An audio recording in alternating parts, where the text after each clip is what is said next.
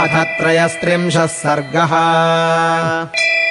दत्त्वा तु सह वैदेह्या ब्राह्मणेभ्यो धनम् बहु जग्मतुः पितरम् द्रष्टुम् सीतया सह राघवौ।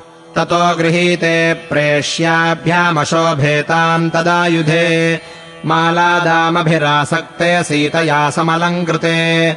ततः प्रासादहर्म्याणि विमानशिखराणि च अभिरुह्य जनः श्रीमानुदासीनोऽव्यलोकयत्। न हि रथ्याः सुशक्यन्ते गन्तुम् बहुजनाकुलाः। आरुह्य तस्मात् प्रासादात् दीनाः पश्यन्ति राघवम्।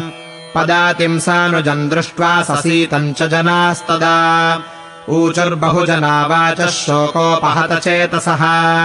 यम् यान्तमनुयाति स्म चतुरङ्गबलम् महत् तमेकम् सीतया सार्धमनुयाति स्म लक्ष्मणः। ऐश्वर्यस्य रसज्ञः सन् कामानाम् चाकरो महान् नेच्छत्येवानृतम् कर्तुम् वचनम् धर्मगौरवात्। या न शक्या पुरा द्रष्टुम् भूतैराकाशगैरपि तामद्य सीताम् पश्यन्ति राजमार्गगता जनाः। अङ्गरागोचिताम् सीताम् रक्तचन्दनसेविनीम् वर्षमुष्णम् च शीतम् च नेष्यत्याशु विवर्णताम्।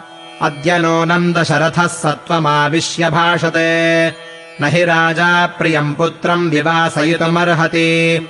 निर्गुणस्यापि पुत्रस्य कथम् स्याद्विनिवासनम्। किम् पुनर्यस्य लोकोऽयम् जितो वृत्तेन केवलम्। आनृशंस्यमनुक्रोशः श्रुतम् शीलम् दमः शमः। राघवम् शोभयन्त्येते षड्गुणाः पुरुषर्षभम्। तस्मात्तस्योपघातेन प्रजाः परमपीडिताः। औदकानीव सत्त्वानि ग्रीष्मे सलिलसंक्षयात्। पीडया पीडितम् सर्वम् जगदस्य जगत्पतेः। मूलस्येवोपघातेन वृक्षः पुष्पफलोपगः। मूलम् ह्येष मनुष्याणाम् धर्मसारो महाद्युतिः। पुष्पम् फलम् च पत्रम् च शाखाश्चास्येतरे जनाः। ते लक्ष्मण इव क्षिप्रम् सपत्न्यः सह बान्धवाः। गच्छन्तमनुगच्छामो येन गच्छति राघवः। उद्यानानि परित्यज्य क्षेत्राणि च गृहाणि च एकदुःखसुखाराममनुगच्छाम धार्मिकम्। समुद्धृतनिधानानि परिध्वस्ताजिराणि च उपात्तधनधान्यानि हृतसाराणि सर्वशः।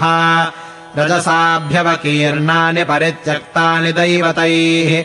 मूषकैः परिधावद्भिरुद्बिलैरावृतानि च अपेतोदकधूमानि हीनसम्मार्जनानि च प्रणष्टबलिकर्मेज्यामन्त्रहोमजपानि च दुष्कालेनेव भग्नानि भिन्नभाजनवन्ति च अस्मत्यक्तानि कैकेयी वेश्मानि प्रतिपद्यताम्।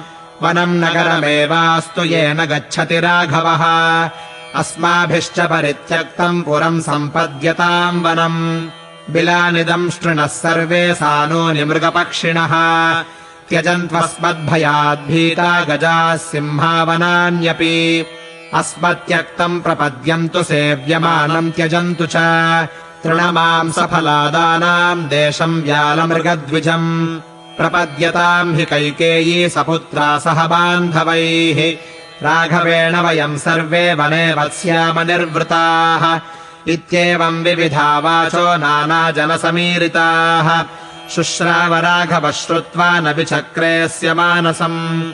स तु वेश्म पुनर्मातुः कैलासशिखरप्रभम्। अभिचक्राम धर्मात्मा मत्तमातङ्गविक्रमः। विनीतवीरपुरुषम् प्रविश्यतु नृपालयम्। ददर्शावस्थितम् दीनम् स्वमन्त्रमविदूरतः। प्रतीक्षमाणोऽभिजनम् तदार्तमनार्तरूपः प्रहसन्निवाथ। जगाम रामः पितरम् दिदृक्षुः पितुर्निदेशम् विधिवच्चिकीर्षुः। तत्पूर्वमैक्ष्वाकसुतो महात्मा रामो गमिष्यन् नृपमार्तरूपम्। यतिष्ठत प्रेक्ष्य तदा सुमन्त्रम् पितुर्महात्मा प्रतिहारणार्थम्। पितुर्निदेशेन तु धर्मवत्सलो वनप्रवेशे कृतबुद्धिनिश्चयः। स राघवः प्रेक्ष्य सुमन्त्रमब्रवीन्निवेदयस्वागमनम् नृपाय मे। इत्यार्षे श्रीमद् रामायणे वाल्मीकीये आदिकाव्ये अयोध्याकाण्डे 33 सर्गः।